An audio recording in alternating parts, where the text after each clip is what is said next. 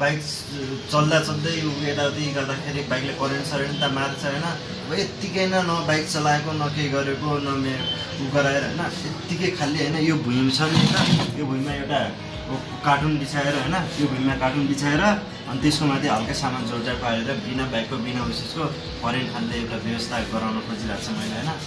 अनि हुन्छ कि नै त्यो है। ल त्यसको लागि हामीले चाहिने सामानहरू जुटाउनुपर्छ। राइडिङ हल्का राम्रो छैन हेर्नु गाइस, पढाइ लेखाइ होइन होइन, दिमाग मात्रै हो भनौँ। दिमाग मात्रै हो होइन, दिमाग छ तर पढाइ लेखाइ कम छ होइन। नम्बर 1 हामीलाई चाहियो ब्याट्री चाहियो, ब्याट्री चाहियो। नम्बर 2 मा हामीलाई के चाहियो भनेपछि ब्याट्रीदेखि करेन्ट जान्छ, हाम्रो सिडिआईमा पनि लाइनहरू जान्छ होइन, सिडिआई चाहियो होइन। नम्बर 3 मा हामीलाई चाहियो ब्याट्री भयो, सिडिआईदेखि करेन्ट जान्छ, बोतल कइल बोतल कइल योबाट बनाउनु आएको छैन। पलक क्याप पनि त्यसैमा हुन्छ होइन। अब 3 नम्बरमा हेर्नुहोस् आयो, के आयो? पलक आयो। पलकले त करेन्ट इन्जिनमा फाल्छ होइन।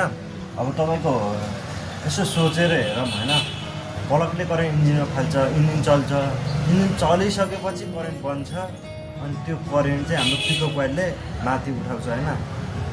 पलकबाट जो करेन्ट जान्छ त्यो करेन्टलाई सिधै पिकअप कोइलदेखि उठाउने जुगाड गराउन आएको छ।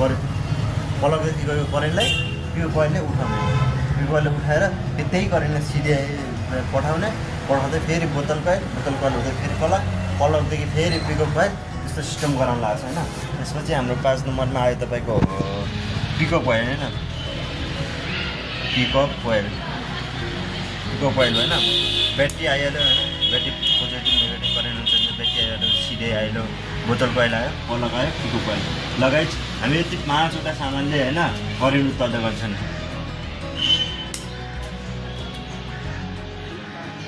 यो 5वटा सामानले हामीले करेन्ट उत्पादन गर्छौँ र त्यही करेन्टलाई दोहोर चलाइरहेको छौँ